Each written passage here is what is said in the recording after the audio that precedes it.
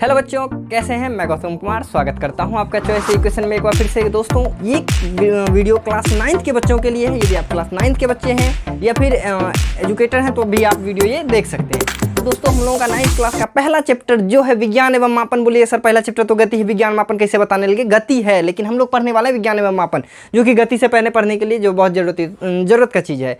NCERT में हम लोग गति है पहला चैप्टर हम लोगों का, लेकिन हम लोग यदि थोड़ा सा अच्छा पब्लिकेशन का बुक देखते हैं तो 9th में विज्ञान एवं मापन यानी साइंस एंड मेजरमेंट पहला चैप्टर है। तो उसमें हम लोग सीखेंगे विज्ञान क्या है, कहाँ से आया था ये विज्ञान, क्या विज्ञान में मैथ आता है या मैथ सब्जेक्ट है या नहीं है, किसको सर बायोलॉजी कहेंगे, किसको केमिस्ट्री कहेंगे, इसका पप्पा कौन थी, इसकी मैया कौन थी। चलो, इन सब सवालों के जवाब के साथ स्टार्ट करते हैं अपना आज प्यारा सा लेक्चर, जिसमें हम लोग बहुत सारा चीज़ देखने वाले हैं। तो स्टार्ट किया जाए। चलिए, बिना किसी देरी के स्टार्ट करते हैं। सबसे पहले दोस्तों, विज्ञान हमारा साइंस है क्या? बहुत लोग कहते हैं कि विज्ञान हम लोग किसको कहते हैं कि विशेष ज्ञान को विज्ञान कहते हैं। जी हाँ, नहीं, विशेष ज्ञान को विज्ञान नहीं कहते। ये तो बच्चों वाली बात होगी। 6-5 क्लास के बच्चे हैं आप, तो बता दिया जाता है भैया एक्स्ट्रा नॉलेज इज साइंस, है ना। थोड़ा सा जानकारी आपको ज़्यादा मिल गया तो विज्ञान जानते हैं। जिस बच्चा को ये जानकारी मिल गया कि भैया मोदी जी का काम क्या है, तो वो विज्ञान नहीं जानता, वो सामाजिक विज्ञान जानता है। तो विज्ञान किसको कहते हैं? सबसे पहले आज हम लोग पढ़ना इसको स्टार्ट करेंगे। बहुत लोग कहते हैं बिना पढ़े जो मिल जाए उसको विज्ञान कहते हैं, बिना पढ़े जो मिल जाए तो उसको बाबा जी का ठुल्लू कहते हैं, है ना। चलिए, तो स्टार्ट करते हैं। विज्ञान किसको कहते हैं? सबसे पहले आप समझिए, कभी आपने, मैं देखिए एकदम साधारण सा चीज़ बताने, कभी आपने रोटी बनाते देखा है? हाँ, तो रोटी कैसे बनाया जाता है? गैस को ऑन करते हैं, उसमें हाथ रखते हैं, थोड़ा सा हाथ जल जाता है, उसमें पानी डाल के आटा डाल देते हैं, रोटी बन जाता है। अरे नहीं ना। तो रोटी कैसे बनाते हैं? सबसे पहले तो हम एक बड़ा सा गोल सा बर्तन लेते हैं। बर्तन में क्या करेंगे? आटा को डालेंगे, आटा को चाल वाल के डालेंगे, फिर इसमें गूंदेंगे पानी डाल डाल के, गूंथ के गोल सा लोई बना लेंगे, फिर इसको हम काट के छोटा छोटा ऐसा गोल गोल सा बनाएंगे, है ना। फिर क्या करेंगे? एक गैस को जलाएंगे। यहाँ पे सिलेंडर है, यहाँ पे हम लोग का छोटा सा गैस जल रहा है, इस पे हम तवे को रखेंगे, इसको फिर बेचारे को पेस्ट्री रोलर से रोल करके गोल बनाएंगे, फिर इस गोल तवे पे रोटी को डालेंगे, तब ना रोटी बनेगा। कि नहीं भैया, पहले गैस ऑन कर दिए, फिर गैस पे पानी उछल दिए, फिर आटा डाल दिए और रोटी नहीं, हलवा बन के तैयार हो गया। ऐसे नहीं बनता है। तो देखिए, यही है विज्ञान। बोले सर, रोटी बनाना विज्ञान, ये किस बात है? चलिए मैं देखिए बताता हूँ हम लोगों ने इसमें क्या क्या किया। सबसे पहले हम लोग स्टेप बाय स्टेप सब काम किया था, है ना। स्टेप बाय स्टेप, जिसको हिंदी में कहते हैं क्रमबद्ध तरीका से, क्रमबद्ध तरीका से, स्टेप बाय स्टेप को हम लोग क्रमबद्ध कहते हैं। तो देखिए, क्रमबद्ध तरीका से हम एगो काम कर रहे हैं कि नहीं कर रहे? अब क्या गैस ऑन करके हम हाथ डाल देंगे? नहीं ना। तो गैस ऑन करके हम हाथ नहीं डालेंगे, मतलब हाथ जलने का सावधानी बरतते हैं हम लोग कि नहीं भाई हाथ न जल जाए। तो हम लोग दूसरा काम क्या करते हैं? इसमें सावधानी बरतते हैं,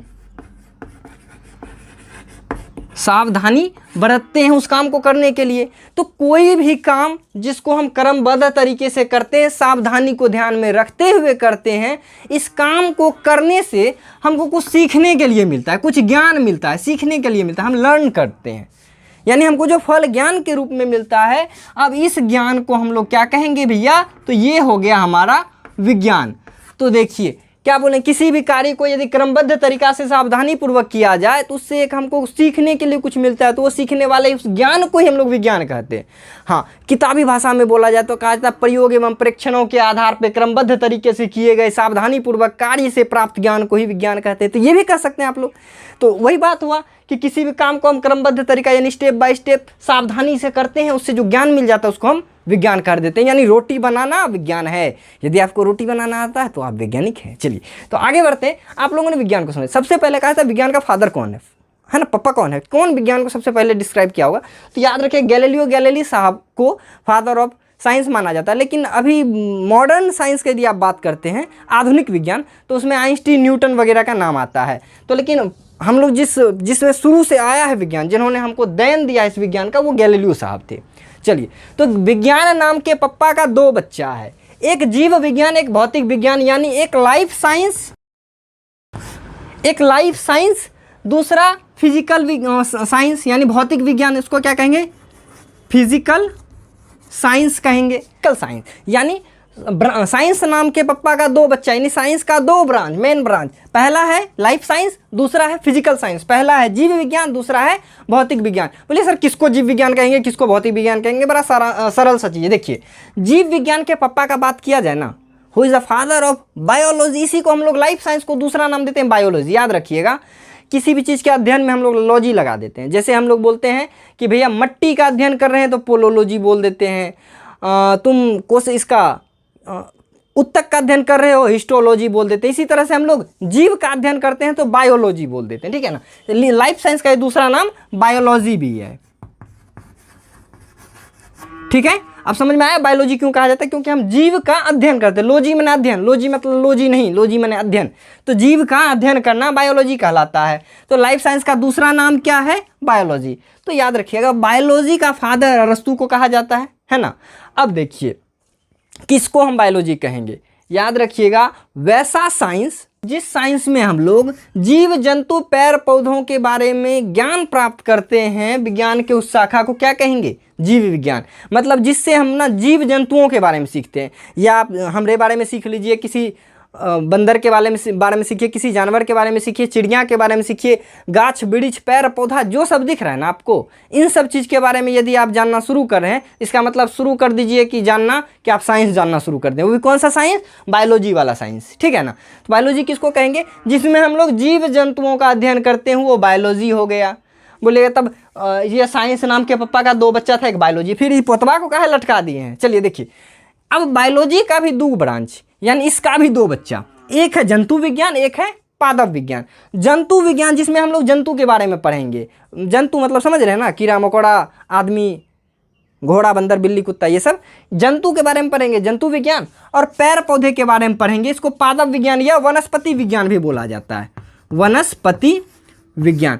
और हाँ, बैकग्राउंड में ना का आवाज़ आ रहा होगा, बगल में एक गाय बोल रही है, पता नहीं क्या सिस्टम है उसका, तो अब बोल रही है तो छोड़ो, उसको बोलने दो।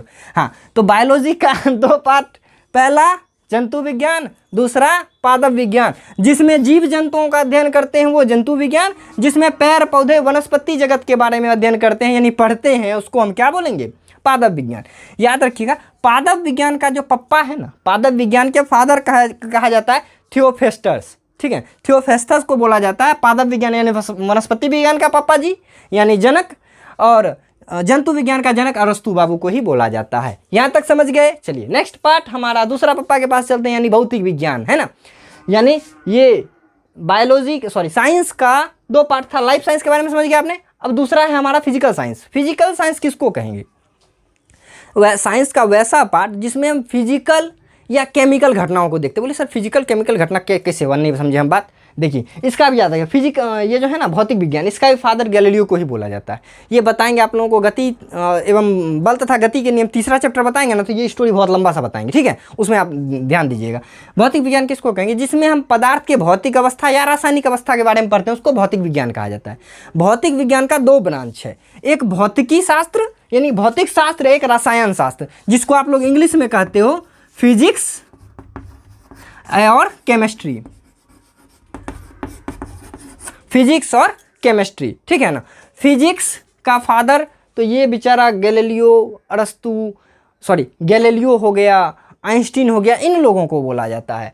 और केमिस्ट्री का जो फादर है ये लेवोजियर साहब को बोला जाता है। नॉर्मली आप अभी गूगल से पूछिएगा ना who is the father of physics, तो न्यूटन बताया जाता है, कभी कभी आपको आइंस्टीन बताया जाता है, तो आप देख लीजिए किसको ध्यान में रखना है, ठीक है ना। लेकिन मेरा मानना है कि गैलीलियो ही फिजिक्स का भी फादर कहलाना चाहिए, क्योंकि इन्होंने सबसे पहले हम लोगों को इनर्सिया के बारे में बताया था। बोले इनर्सिया कौन? भैंसिया के बच्चा का नाम है, तो इनर्सिया मतलब जड़त्व होता है, कोढ़िया वाला गुण, कोढ़िया समझते हैं ना जी, ढिमट्ठा। चलिए ये समझ गए आप लोग। अब देखिए फिजिक्स किसको कहेंगे? साइंस का वो ब्रांच, या ऐसा कह सकते हैं फिजिकल साइंस का वो ब्रांच जिस ब्रांच में हम लोग फिजिकल कंडीशन यानी नेचुरल का जितना भी चीज़ घटना देखते हैं ना, नियम कानून घटना वगैरह जितना भी देखते हैं, जितना भी फोर्स देखते हैं, आप उष्मा देखते हैं, जल बिजली देखते हैं, फलाना ढिकाना, ये सब जो चीज़ देखते हैं, मतलब बोले फलाना ढिकाना सर सही से नहीं समझे। देखिए भौतिक विज्ञान किसको कहेंगे? जिसमें आप बल देखते हैं, गति को देखते हैं, पढ़ते हैं, प्रकाश का परावर्तन, ये प्रकाश का अपवर्तन हो रहा है, तारा टिमटिमा रहा है, क्यों आईना पे लाइट देने के बाद उधर चला जाता है, ये सब जिसमें देखेंगे उसको फिजिक्स कहेंगे, है ना। केमिस्ट्री किसको कहेंगे? जिसमें हम देखिए पदार्थ के भौतिक गुण के बारे में पढ़ेंगे, यानी ऊपर ऊपर से चीज़ के बारे में पढ़ेंगे तो वो भौतिक विज्ञान, और पदार्थ के आंतरिक गुण के बारे में जिसमें पढ़ेंगे उसको रासायनिक विज्ञान कहेंगे। जिसमें हम लोग अणु, परमाणु, आयन या पदार्थ की अवस्था के बारे में पढ़ेंगे तो वो हमारा क्या हो जाएगा, वो केमिस्ट्री हो जाएगा। बोलिए अंतर दिखाइए, जैसे देखिए मुक्का मारा मुझे चोट लगा, ये फिजिकल साइंस है, ऊपर से दिख रहा है। लेकिन सोचिए आप चाय बना रहे हैं, है ना, चाय बना रहे हैं, तो क्या आपने चाय में चाय पत्ती डालने के बाद ये देखा लाल कैसे होता है? हाँ सर मैंने देखा लाल हो रहा था। लाल कैसे होता है ये नहीं देख पाते हैं आप, बस ये देखते हैं लाल होता चला गया। आपके अंदर में बैठ के देखते हैं अरे चाय पत्ती तुम थोड़ा सा रंग निकालो, हम देख रहे हैं, अरे देख लिए, ऐसा नहीं होता है। केमिस्ट्री के चीज़ों को जल्दी हम नॉर्मली देखते नहीं, बस रिएक्शन हो जाता है, जिसमें रिएक्शन के बारे में पढ़ते हैं ना, क्या होता है जब फूफा ताऊ से दोस्ती कर लेता है, ऐसा नहीं, मतलब क्या होता है जब धातु फलना से चिलना से ये बेलना कर देता है, ये सब चीज़ एकदम चलते रहेगा। ये तो बेसिक सी बात है। तो आप लोगों ने साइंस को समझा? अरे साइंस को समझा? बोले सर गणित नाम का तो प्राणी ही नहीं दिख रहा है यहाँ पे। याद रखिएगा, math is not a subject, यानी गणित कोई विषय है ही नहीं। बोले गणित विषय नहीं तो गणित को पढ़ते क्यों है?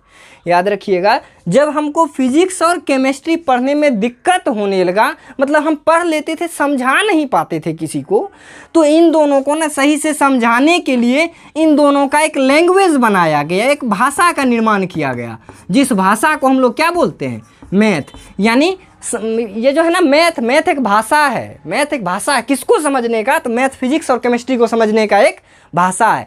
यानी बोला जाए तो साइंस का ना, साइंस का राजा जो बोला जाता है वो हमारे फिजिक्स को, साइंस की रानी केमिस्ट्री। बोलिए सर ये बात, अब मैथ क्या हो गया है, चपरासी बना दिए इसको? नहीं, मैथ मुंशी जी हो गया है, रोजगार संभालता है, समझ गए ना?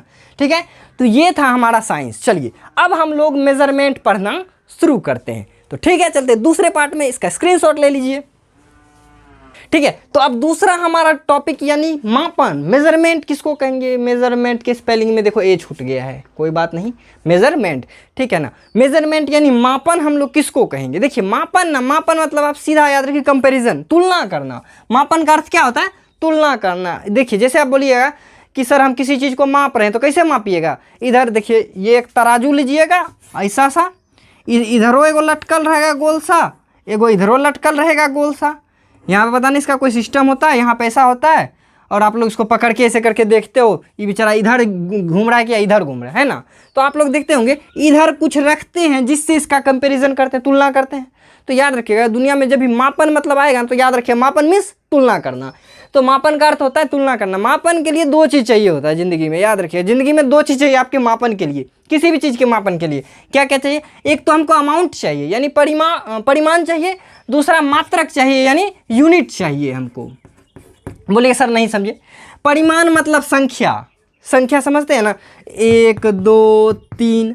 अब बोलिएगा सिर्फ संख्या से काहे नहीं माप लेंगे सर, पर यूनिट का क्या जरूरी है? देखिए जैसे बोलेंगे सुनिएगा, हम आज 3 गए 4 खाए 2 सोए 5 नहाए, 4 खाए 3 गए फिर 2 सो गए, 1 उठाए 2 रख दिए। अरे क्या बात चल रहा है, कुछ समझे क्या? नहीं। लेकिन आप बताते देखिए, हम 2 किलो खाए 4 किलोमीटर गए, 2 नींद सो गए, फिर 2 बजे उठे, 2 किलो खाए फिर 2 किलोमीटर चले। अब समझ रहे हैं ना आप? देखिए क्यों?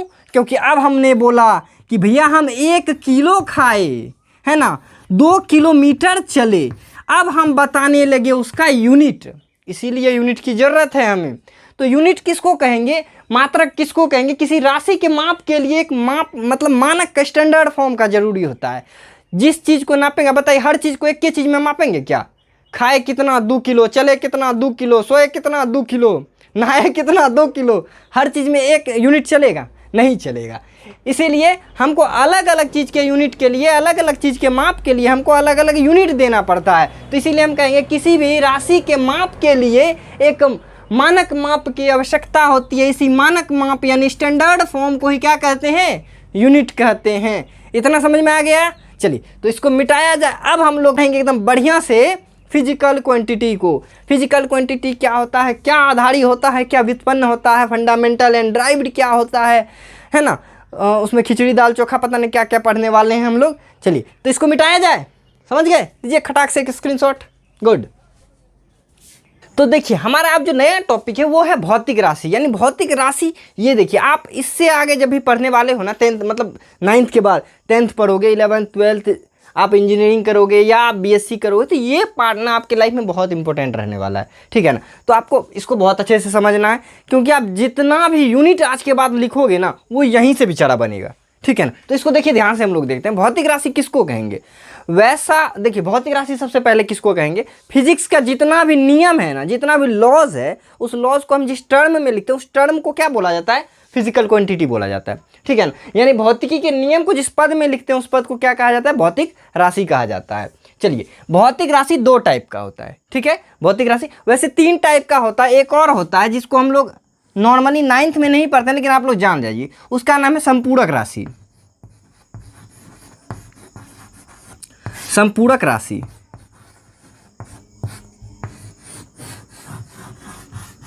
ठीक है। वैसा राशि, अब देखिए इसमें हम लोग पहले तीनों को पढ़ते हैं बारी बारी से, सबसे पहले इसको फिर इसको फिर इसको, ठीक है। चलिए स्टार्ट करते हैं हम लोग आधारी राशि। आधारी राशि किसको कहेंगे, अरे आधार मतलब क्या होता है, स्टार्टिंग पॉइंट है ना, बेस। तो वैसा राशि जो बिल्कुल फ्री हो, है ना, बिल्कुल फ्री हो। बोलिए फ्री से सर नहीं समझे, मतलब देखिए इंडिपेंडेंट, वो किसी पे डिपेंड नहीं करता, बेचारे सिंगल में हो। जैसे बात करते हैं हम बात करते हैं मतलब कि अपने लंबाई का, तो हम बोलेंगे भैया हम 5 मीटर लंबा है, तो हमको क्या बताना पड़ा, बस 5 मीटर लंबा है, मीटर बोल दिए काम समझ गए। हम बोलेंगे भैया मेरा वजन 60 किलो है, यानी केजी बोल दिए काम खत्म हो गया। मतलब सिंगल चीज़ बोलते हैं और लोग समझ जाता है, तो वो क्या है, आधारी राशि। मतलब ऐसा भौतिक राशि जो बिल्कुल ही फ्री हो, इंडिपेंडेंट हो, उसको क्या कहेंगे, आधारी राशि कहेंगे, यानी फंडामेंटल क्वांटिटी कहेंगे। और जो फंडामेंटल पे बेस्ड हो, यानी फंडामेंटल पे डिपेंड करता हो, उसको क्या कहेंगे, उसको ड्राइव्ड कहेंगे। पहले देखिए आधारी राशि का कुछ हम आपको एग्जांपल देते हैं। जैसे देखिए हम लेंथ बोलते हैं, लेंथ यानी इसको हम क्या कहेंगे, लेंथ को हम लंबाई बोलेंगे। लंबाई हो गया हमारा, द्रव्यमान हो गया, समय हो गया, तापमान हो गया, विद्युत धारा। तो ये याद रखिएगा आधारी राशि की संख्या 7 है ना, आधारी राशि की संख्या 7 है। और इसी 7 राशि से मिलके बाकी सारा भौतिक राशि या जितना भी आप यूनिट पढ़ते हैं इसी सब राशियों से मिलके बना हुआ। आप डायमेंशनल फॉर्मूला पढ़ोगे, इसका बहुत ज़्यादा इंपॉर्टेंस आने वाला है, ठीक है। आप किसी चीज़ का यूनिट निकालोगे तो इसका बहुत सारा इंपॉर्टेंट, मतलब इसका बहुत ज़्यादा ज़रूरी है आपके लाइफ में, पढ़ाई के मामले में, ठीक है। चलिए अब बाकी भी मामले में, अब लोग को बोल दीजिएगा कि भैया हम 10 किलोमीटर खाए हैं, तो लोग बोले बकला नम्मा में नहीं पढ़ा था भौतिकी, क्या जी नम्मा में फिजिक्स नहीं पढ़ा था, बोलता 10 किलोमीटर खाया, 10 किलो खाया जाता, 10 किलोमीटर नहीं खाया जाता है, तो 10 किलोग्राम खाया जाता है। बोले 10 किलोग्राम कौन खाता है सर जी, लेकिन मानने का एक बात है, ठीक है ना। तो अब पढ़वे ने किए हैं कि भौतिक राशि क्या होता है, हम बोल देंगे भैया हम जो है ना आज 20 ग्राम चले। बोले 20 ग्राम कैसे चल दिया, तो बकलेल वाला बात हो गया ना। तो यही देखिए आधारी राशि हम किसको कहेंगे, जो बिल्कुल फ्री हो, जैसे लंबाई हो गया, तापमान हो गया, समय हो गया, द्रव्यमान हो गया, ये सब फ्री है, ये किसी पर डिपेंड नहीं करता है। अब व्युत्पन्न किसको कहेंगे, अभी देखिए 2 मिनट में आप समझ जाइए इसको आसानी से। व्युत्पन्न बताने के बाद व्युत्पन्न किसको कहेंगे, ऐसा फिजिकल क्वांटिटी, ऐसा भौतिक राशि जो आधारी राशि पे निर्भर करता हो, है ना। ऐसा भौतिक राशि जो ये देखो ये इंडिपेंडेंट था, ये डिपेंड करता है किस पे, ये फंडामेंटल पे डिपेंड करता है। मतलब इसको 2-3 को मिला देंगे तो ये एगो बन जाएगा। जिसे मैं बात करता हूँ, खिचड़ी खाए हैं आप लोग, अरे सर मज़े में खाए हैं, हर शनिवार को खाते हैं। देखिए खिचड़ी बनाने में क्या करते हैं, एक पतीले में चावल डालते हैं या कुकर में चावल डालते हैं, पानी डालते हैं, हल्दी, नमक और क्या डालते हो, दाल, धनिया, पुदीना, टमाटर, अदरक, पता नहीं क्या सब, अदरक लहसुन आप लोग डालते हैं। ये सब डाले तो याद रखिए खिचड़ी जो बना ना हमारा, वो खिचड़ी हो गया क्या, व्युत्पन्न राशि। अब लेकिन देखो बात करते खिचड़ी बनाने में क्या क्या दिए भैया, तो हम लोग हल्दी दिए, नमक दिए, चावल दिए, पानी दिए, ये सब दिए। अब हम पर्टिकुलर चावल का बात करते हैं, तो चावल बनने में क्या लगा है, बोले चावल तो सर चावल ही है। तो इसी तरह से ना आधारी राशि ना ये बिल्कुल फ्री है, ये जो है सो है, और ये जो है इसके मिलने से बना है। जैसे देखिए आधारी राशि लंबाई, इसको हम लोग कौन सी में नापते हैं, लंबाई को मीटर में। लेकिन ये जो व्युत्पन्न राशि है इसमें हो जाएगा हमारा एग्जाम्पल क्षेत्रफल, क्षेत्रफल जिसको हम लोग एरिया कहते हैं। क्षेत्रफल का क्या होता है, मीटर स्क्वायर होता है, यानी 2 मीटर, एक बार लंबाई को एक बार चौड़ाई को। देखिए लंबाई चौड़ाई भी तो एक प्रकार का लंबाई ही ना जी, तो इसका भी यूनिट मीटर हो गया, इसका भी यूनिट मीटर हो गया, तो मीटर गुना मीटर यानी मीटर स्क्वायर। तो इसमें देखिए 2 मीटर मिला है, इसमें हम नॉर्मली बोल देते थे 10 किलो खाए हैं। अब इसमें देखिए हम इसमें बोलेंगे क्षेत्रफल हो गया, हमारा बल हो गया, घनत्व हो गया, है ना, ये सब। क्योंकि बल बार देखिए F is equal to m into a, है ना, m into a. Rho is equal to density is equal to क्या होता है, डेंसिटी इज इक्वल टू होता है मास पर यूनिट वॉल्यूम। ठीक है, तो ये होता है हमारा क्या, ये हुआ हमारा ड्राइव्ड और ये हुआ हमारा फंडामेंटल। समझ में आया फंडामेंटल का फंडा। देखिए वैसा राशि जो फ्री होगा, जो स्वतंत्र होगा, मुक्त अवस्था में होगा, उसको भौतिक राशि कहेंगे, और जो भौतिक राशि के मिलने से बना है उसको आधारी राशि कहेंगे। जो आधारी राशि के मिलने से बना है उसको क्या कहेंगे, उसको कहेंगे व्युत्पन्न राशि। एकदम बिल्कुल आसान सा चीज़ था। बोले सर सब कुछ तो नाप लिए, अब जैसे बताइए हम जो ये एंगल नापना शुरू किए हैं, जैसे इसके बीच में एक 90 डिग्री का एंगल है ना। आप देखिए नॉर्मल एक बुक का बात करिए तो बुक ऐसे करते हैं, जैसे देखिए आप बुक से नहीं समझ में आता, ये शेप देखिए, यहाँ पे ये शेप देखिए, इस शेप में देखिए, जैसे मैं उस शेप को यहाँ पे बनाता हूँ, देखिए ये ऐसा है, ये ऐसा ऐसा आप लोगों ने कौन देखा होगा ना। तो इसके बीच में तो एक एंगल बनता है ना जी, यहाँ पे ऐसा गोल सा। तो सर इस एंगल को कौन सी में नापेंगे, इसका भी तो एक यूनिट होना चाहिए। इस एंगल को कौन सी में नापेंगे, इसका भी तो यूनिट होना चाहिए। तो इन सब चीज़ के यूनिट को नापते हैं, यानी एंगल को नापने के लिए जो हमारे पास राशि है वो है संपूरक राशि। ठीक है, याद रखिएगा आधारी राशि की संख्या 7 है। संपूरक राशि में मुख्य रूप से हम 2 पढ़ते हैं। पहला देखिए ये जो समतल सतहों पे बने कोण को नापते हैं उसको समतल कोण, समतल सतहों पे बने कोण को समतल कोण कहते हैं। और किसी एक घनाभाकार आकृति यानी 3D शेप में बने कोण को हम लोग सॉलिड एंगल कहते हैं, यानी घन कोण कहते हैं। तो इसका हो गया हमारा घन कोण और समतल कोण। तो सबका अब यूनिट देखते हैं 1 बाय 1। ठीक है, तो इसका एक स्क्रीनशॉट ले लीजिए, इसको मिटाते हैं। तो अब इसका यूनिट कैसे लिखेंगे, यानी इसका मात्रक कैसे लिखेंगे, ध्यान रखिएगा। आधारी राशि के मिलने से जो बनेगा उसको हम लोग बोलेंगे आधारी मात्रक। आधारी राशि के मिलने से जो बनता है उसको क्या बोला जाता है, आधारी मात्रक बोला जाता है। यानी आधारी राशि का जो यूनिट होगा उसको आधारी मात्रक कहेंगे। जैसे क्या हम लोग आधारी राशि हमारा क्या है, लंबाई, तो लंबाई के लिए क्या लिखते हैं, मीटर। हैं, आधारी राशि हमारा क्या है, द्रव्यमान, द्रव्यमान के लिए क्या लिखेंगे यूनिट, केजी। ठीक है ना। आधारी राशि हमारा क्या है, हमारा तापमान है, तापमान, तापमान के लिए क्या लिखेंगे, केल्विन लिखेंगे। ठीक है, उसी तरह से व्युत्पन्न राशि से बने मात्रकों को, यानी वैसा मात्रक जिसमें व्युत्पन्न राशि हो उसको क्या कहेंगे, व्युत्पन्न मात्रक कहेंगे। जैसे क्या देखिए हमारा व्युत्पन्न राशि क्या हो गया, क्षेत्रफल, और व्युत्पन्न मात्रक क्या हो गया, मीटर स्क्वायर, है ना। हमारा व्युत्पन्न राशि क्या हो गया, बल, इसका मात्रक कौन सी होता है जी, न्यूटन होता है, या फिर होता है केजी मीटर प्रति सेकेंड स्क्वायर। बोले सर ये सब क्या लिख रहे हैं, कुछ समझ में नहीं आ रहा है, एकदम पहली बार देख रहे हैं, टेंशन नहीं लीजिए, ऐसा बताएंगे ना कि आप दूसरे को बताइएगा। चलिए ये समझ में आया। यानी आधारी राशि से बने मात्रक को आधारी मात्रक कहेंगे, भौतिक राशि से बने मात्रक को भौतिक मात्रक कहेंगे। सॉरी, आधारी राशि से बने मात्रक को आधारी, रुको यार, आधारी राशि से बने मात्रक को आधारी मात्रक और व्युत्पन्न राशि से बने मात्रक को व्युत्पन्न मात्रक। सिंपल सा है, यानी इसमें लंबाई लिखेंगे तो हम इसमें यूनिट लिखेंगे। ठीक है, तो चलिए अब थोड़ा सा मात्रक पद्धति पढ़ते हैं और फिर बाद में इन लोगों का यूनिट 1 बाय 1 लिखना शुरू करते हैं। तो जल्दी से एक स्क्रीनशॉट ले लीजिए। तो दोस्तों जैसा मात्रक में हम लोगों ने आधारी मात्रक व्युत्पन्न मात्रक को देखा है, तो आधारी और व्युत्पन्न को मिला के ना और भी बहुत सारा मात्रक बनाया गया। तो याद रखिएगा मात्रक का जो समूह होता है उसको मात्रक पद्धति कहा जाता है। मात्रकों के समूह को मात्रक पद्धति कहा जाता है, जिसमें आधारी और व्युत्पन्न मात्रक मिला हुआ रहता है। चलिए तो अब मात्रक का हम पद्धति थोड़ा सा देखते हैं, दुनिया में कौन कौन सा पद्धति चलता था। याद रखिएगा आधारी राशि का ना दुनिया में पहले जब दुनिया का विकास होना शुरू हुआ था तो पहले ना जो सिस्टम से लोग मापता था, जो उन लोगों का फंडामेंटल चीज़ था ना मापने का, आधारी जो राशि था उसको हम लोग थोड़ा सा देखेंगे, जिसमें 3 गो इम्पोर्टेंट है, FPS, MKS, CGS। तो इन तीनों को चर्चा करेंगे, इन तीनों पे, फिर SI यूनिट पे आएंगे और फिर बहुत बात सीखेंगे। याद रखिए जैसे सोचिए हम लोगों का देश जहाँ पे है तो हम लोग क्या करते हैं, हम लोग किलोग्राम में नापते हैं किसी चीज़ को। याद करिए दादा के समय में सेर में नापा जाता था, है ना। 1 सेर चावल दे दीजिए, 2 सेर चावल दे दीजिए, है ना। यदि आप बिहार में रहते हैं तो आपको पता होगा इन सब चीज़ों का। दूरी को ना कोस में नापा जाता था, यहाँ से 25 कोस है मेरा नानी का घर, 25 कोस है मेरे भैया के ताऊ का घर, ऐसा बोला जाता था ना। तो ये कोस पहले हम लोग मतलब लंबाई के लिए कोस यूज करते थे, द्रव्यमान के लिए सेर यूज करते थे। कभी कभी तो मैं कंफ्यूज हो जाता था, दादाजी बोलते थे लो 20 रुपये इसमें 2 सेर चावल ले आओ, तो हम लेके चल देते थे। बाद में याद आता था अरे 2 सेर और चावल ही 20 रुपये में लाए, सर लाए तो सही लेकिन ये 2 सेर कहाँ से लाए, चावल तो ठीक है 20 टका हो सकता है मिलता, अब बोलते 2 सेर और चावल ले आओ, 2 सेर चावल ले आओ।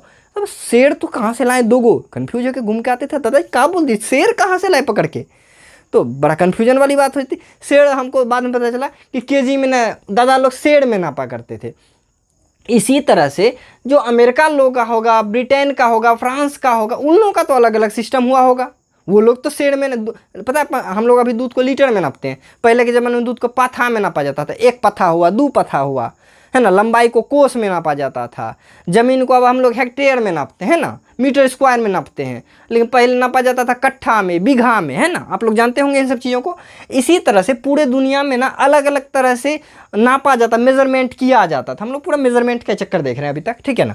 चलिए, तो मात्रक पद्धति में हम लोग देखेंगे कि चलिए भैया दुनिया का पुरनका सिस्टम बताइए ना क्या क्या चलता था। तो याद रखिएगा 3 गो फेमस पद्धति, एकदम चुटकी बजा के आप लोगों को समझ में आ जाएगा, नामे में इसका काम छुपल है। देखिए 3 गो इंपॉर्टेंट था, जिसमें हमारा पहला था हमारा एफपीएस पद्धति। एफपीएस पद्धति का ना एक दूसरा नाम है, याद रखिएगा, ब्रिटिश पद्धति। इसका एक दूसरा नाम है ब्रिटिश पद्धति, ठीक है ना। मतलब ये ब्रिटेन में यूज होता था। बोलिए सर ब्रिटिश पद्धति इसका कुछ खास बात बताइए। देखिए आप एक चुटकी बजाते आप समझ जाए, मैंने बोला है ना। देखिए एफपीएस पद्धति हम लोग किसको कहेंगे, ऐसा मापन का ऐसा विधि, हम लोग पहले बता दें इसमें क्या आधारी राशि को मापा जाता था इस सिस्टम में, ठीक है ना। तो मापन की ऐसी विधि जिसमें लंबाई को फुट में, द्रव्यमान को पाउंड में और समय को सेकंड में नापते हैं, ऐसे पद्धति को क्या कहते हैं, एफपीएस पद्धति। तो चलिए बिल्कुल बच्चा वाला बात था, बोलिए सर इसको ब्रिटिश पद्धति कहा जाता है, थोड़ा सा इस पे बताइए कुछ। देखिए ब्रिटेन में ये सिस्टम चलता था। मतलब वहाँ का लोग लंबाई, जैसे हम लोग कुंची में बोलते हैं भैया 2 मीटर हुआ कपड़ा, वो लोग बोलेगा भैया 2 मीटर ने फीट बताएगा 24 फीट हुआ कपड़ा, ठीक है ना। तो ऐसे वहाँ पे नापा जाता था लंबाई को, द्रव्यमान को पाउंड में और समय को सेकेंड में। इसका देखिए प्रत्यक्ष उदाहरण आपको बताते हैं। देखिए आप लोगों ने केक खाया कभी जी, केक तो खाया होगा। पता है केक कहाँ से आया था, देखिए गाय लोग जो पोटी करती है ना, तो वो नीचे में देखिए केक का शेप बनता है। उसी पे ना अंग्रेज लोगों का दिमाग फिरा, इसलिए पोटी से जब वैसा केक बन गया, इसके दूधबा से नहीं बना दें, तो उसका वो दूध से ना क्रीम से एक चीज़ बना के रख दिया, उसका नाम क्या दे दिया, केक। तो आप भी देखिएगा अभी भी आप मार्केट जाइए ना, तो केक ससुरा पाउंड में ही मिलेगा। बोलिएगा सच बात है सर, अरे आपको पता होगा, आप गए होंगे केक खरीदने, अभी जाके बोलना अरे भैया जी हमको केक दे दीजिए आधा किलो का। बोले कैसा पागल लड़का है, केक आधा किलो में आता है, भैया का पाउंड का चाहिए बताइए। बोले आधा किलो में नहीं दीजिए, आधा पाउंड का दे दीजिए, इतना टका केक उठा के दे देगा। सोचिएगा ये क्या बात हो गया, अब क्या पाउंड का लें कि आधा किलो पुड़ जाए, बड़ा विचित्र फेड़ा है यहाँ पे, समझ गए ना। तो ये सिस्टम कहाँ पे चलता था, ये ब्रिटेन का सिस्टम था, ठीक है ना। तो ऐसा पद्धति मापन का ऐसा पद्धति जिसमें हम लोग लंबाई को फुट में, द्रव्यमान को पाउंड में और समय को सेकंड में नापते हैं, उसको एफपीएस पद्धति कहेंगे। बोले सर कहाँ से आता है, देखिए ट्रिक, एफ मने फुट, पी मने पाउंड और एस मने सेकंड। समझ गया बिल्कुल अच्छा से। चलिए ये कहाँ चलता था, ब्रिटेन में, इसीलिए इसका दूसरा नाम ब्रिटिश पद्धति भी है। दूसरा है हमारा एमकेएस पद्धति। बोलिए सर एमकेएस पद्धति क्या होता है।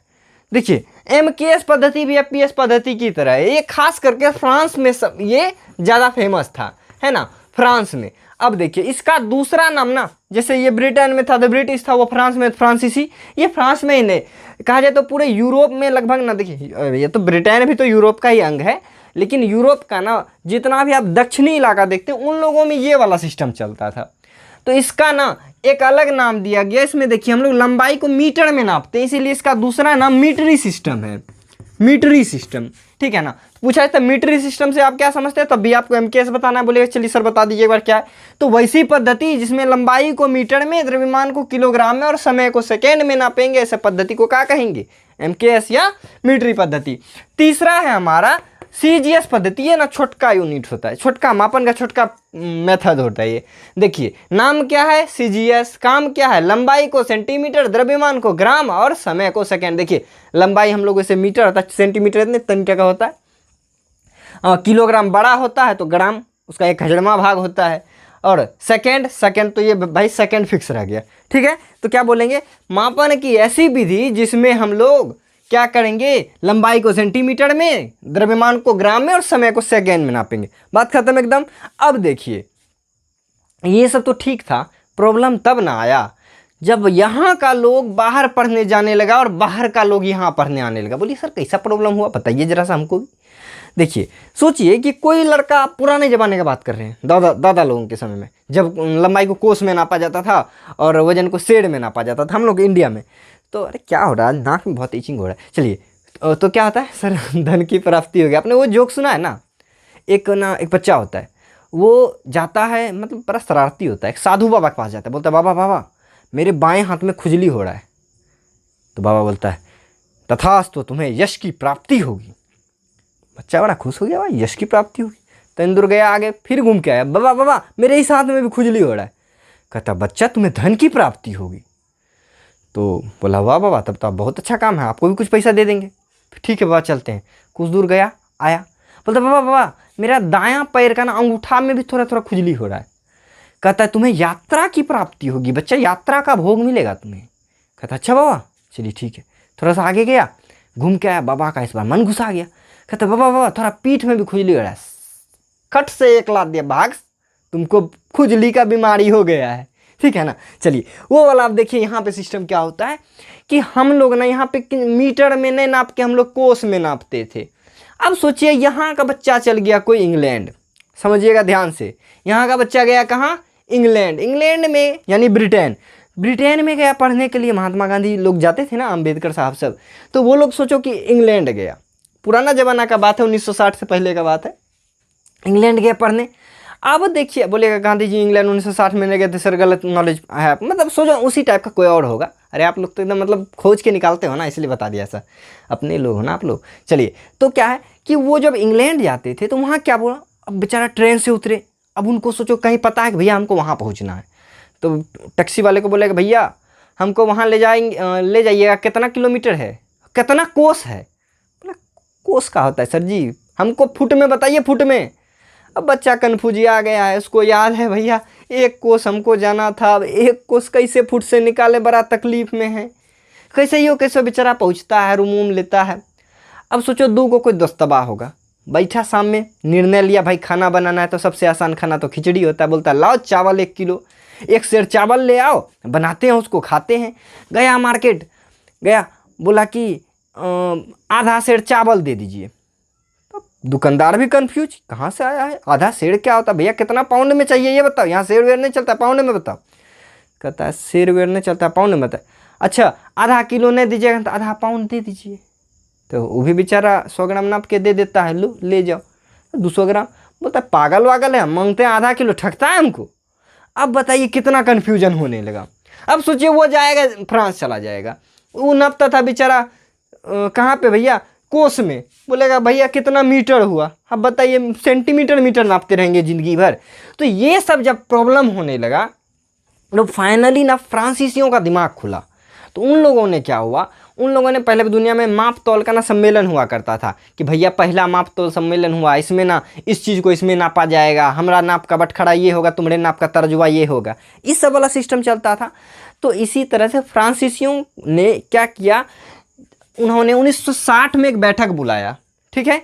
अब देखिए यहाँ से SI का एंट्री होता है, ठीक। 1960 में पेरिस के सेवड़े में एक बैठक बुलाया था। बोले काहे इस बैठक में ऐसा क्या खास हुआ था, देखिए हम बताते हैं बैठक में क्या खास हुआ। ये सब जब प्रॉब्लम होने लगा ना कि बच्चा जाने के बाद या कोई भी टूरिस्ट है वहाँ से जाने के बाद पहले ये कैलकुलेट करेगा कि भैया मीटर को हम सेंटीमीटर में बदलेंगे, पाउंड में बदलेंगे, तब बताएंगे, तब तक तो हो गया। भैया भूख नहीं है हमको खाना ही नहीं है, हमको भूख नहीं है, हम ऐसे ही रह लेंगे, हमको सेर में देना है तो दो, नहीं तो 2 सेर तुम ही ले लो, ठीक है। चलिए तो इन सब दिक्कतों से बचने के लिए फ्रांसीसियों ने SI सिस्टम को लाया। SI का फुल फॉर्म होता है system of international unit, S system, I international, unit तो यूनिट रह गया, ठीक है ना। तो 1960 ईस्वी में 11वीं माप तौल सम्मेलन हुआ था जिसमें SI पद्धति को लाया गया। SI पद्धति ऐसा पद्धति है जो पूरे दुनिया में एक के सिस्टम चलेगा, एक तराजू पूरे दुनिया को तौल दो। सर जी ऐसा कहाँ से तराजू होगा, पृथ्वी को तौलने वाला, ऐसा नहीं, मतलब कि लंबाई का ना जहाँ पे जो नापेंगे अमेरिका, ब्रिटेन, लंदन जहाँ भी है ना सर, हर जगह एक कैसा हो, इस सिस्टम को 1960 ईस्वी में लाया गया। कहाँ पे बैठक हुआ था? पेरिस के सेवड़े में, ठीक है। अब क्या हुआ, इस सिस्टम में कहा गया कि भैया सब कोई ना, ये 6 गो आधारी राशि है तुम्हारे पास दुनिया में, 6 ये इतने गो आधारी राशि होगा और इसी में सब कुछ न पाएगा, तुम्हारा कोई नया सिस्टम नहीं होगा। कोस और शेर वाला जमाना गया। रुकिए मेरा चौक हो गया। हाँ, कोस और शेर वाला जमाना गया। तो इस सिस्टम में 1960 ईस्वी में ऐसा यूनिट को लाया, लेकिन ये लागू नहीं किया गया, ठीक है। बोले क्या, काहे कोई प्रॉब्लम हुआ होगा? तो देखिए फाइनली ना 1970 ईस्वी में एक नया चीज को जोड़ा गया, जिससे हमारा आधारी राशि की संख्या कितना हो गया? 7 हो गया। बोले क्या जोड़ा गया सर? तो वो चीज हमारा मोल को जोड़ा गया। 14वीं सम्मेलन 1970 ईस्वी में मोल को जोड़ा गया। बोले मोल क्या होता है? पहले देखिए इलेक्ट्रॉन प्रोटॉन का खोज जब नहीं हुआ था ना, तो अब सोचिए हमको खूब से खूब लेना होगा तो ग्राम में लेंगे। अब सोचिए ग्राम के आधा नहीं, ग्राम का सोचिए ना 10⁻14वां हिस्सा, मतलब ना बहुत ज़्यादा छोटा चीज़ हो, बहुत एकदम इतना छोटा जो दिखाई नहीं देता, उसको कैसे तौलेंगे? उसके लिए तो कोई व्यवस्था नहीं किया गया। तो 1970 ईस्वी में ना मोल को ऐड किया गया, किसमें? आधारी राशि में, एसआई यूनिट में, ठीक है ना। एसआई यूनिट में मोल को ऐड किया गया और फाइनली 1971 ईस्वी में एसआई यूनिट को लागू किया गया, जिसके अंतर्गत बोला गया भैया आपके पास 7 गो सिस्टम होगा और उसी 7 सिस्टम से चलना है, ठीक है। चलिए तो मैं उसको जरा सा बना देता हूँ इसी तरह से चार्ट। तो आप इस चार्ट को एक बार काट लो, स्क्रीनशॉट ले लो, ठीक है। चलिए मिटा दें। तो देखिए हम लोग पास ना इतना ये 7 गो आधारी राशि आया था। तो इसको आप लोग याद रखिए, जीवन सफल है। आप आगे चल के बोलिए सर जीवन सफल होने के लिए आधारी राशि पढ़ना पड़ता है? मैंने तो सुना था भगवत गीता का पाठ करना पड़ता है। चलो कोई नहीं, अपना अपना सोच है। आप ना आगे चल के विमीय सूत्र यानी डायमेंशनल फॉर्मूला निकालोगे तब भी इसका ज़रूरत पड़ेगा। आप कोई सा भी एग्जाम दो आगे चल के, बेसिक आप जनरल कंपटीशन में चले जाओ बेशक, तब पर भी आपको ये ना पीछा छोड़ने वाला नहीं है। तो इसको पढ़ना सही है।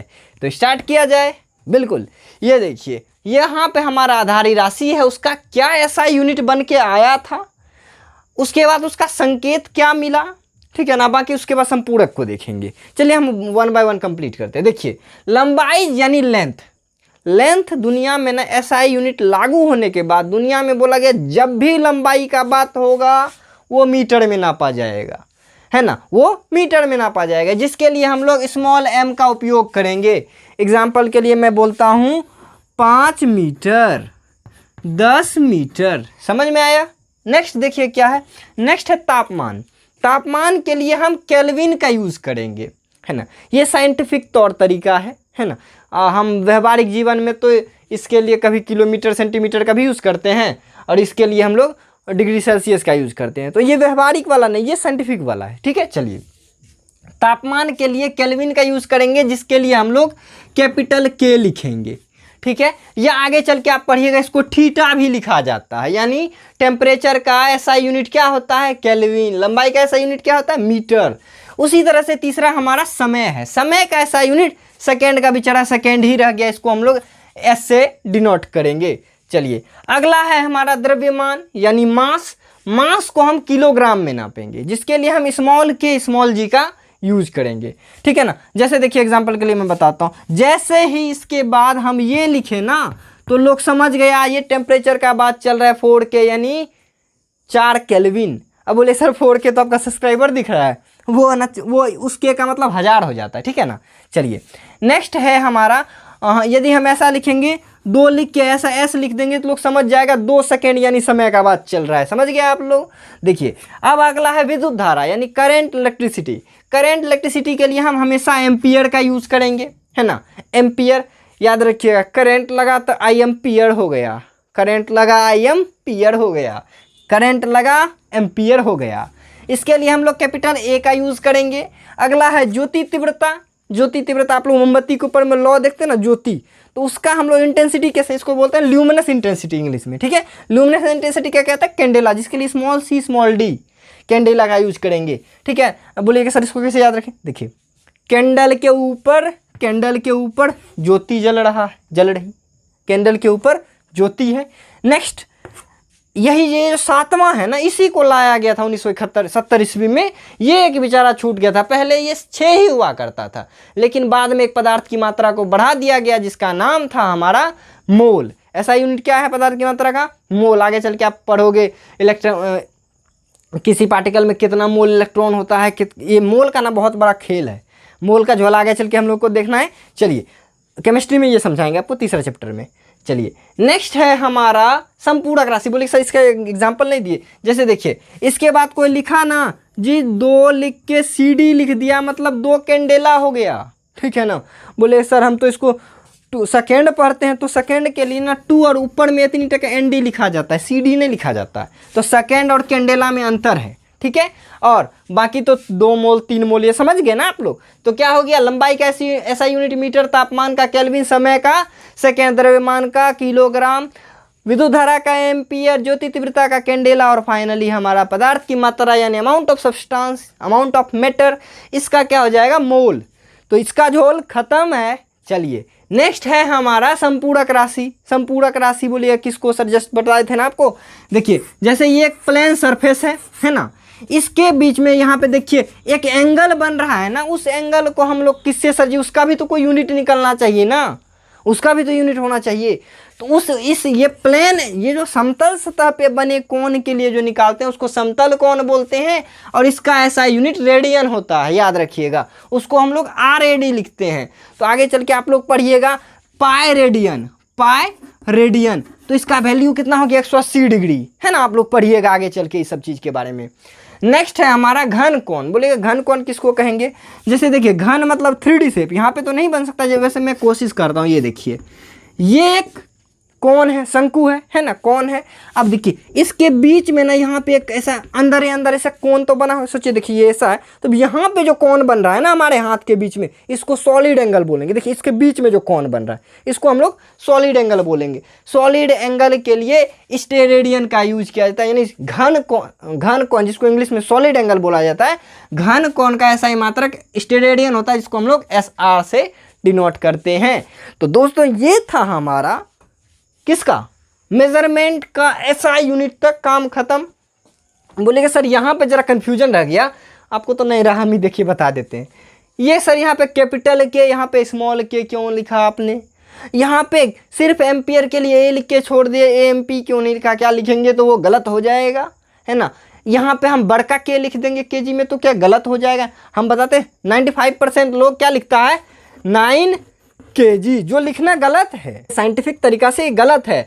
अब देखिए 9 और ये हुआ सही वाला K का ना, देखिए कैपिटल K क्या होता है 20 से होता है, स्मॉल K कहाँ से होता है, नीचे से होता है, तो स्मॉल kg होता है kg का। बोले सर इसको कैसे देखेंगे, तो इन सब चीज़ों को हम मतलब कैसे SI यूनिट को कैसे लिखा जाता है, और इस पे बेस्ड हम कुछ नोमेरिकल बनाएंगे, और फिर हम लोग देखेंगे कुछ चीज़ का SI यूनिट निकाल के। जैसे मैं देखिए आपको बताता हूँ, हम लोग बोलेंगे भैया क्षेत्रफल का बात कर रहे हैं, क्षेत्रफल एरिया का बात कर रहे हैं हम लोग।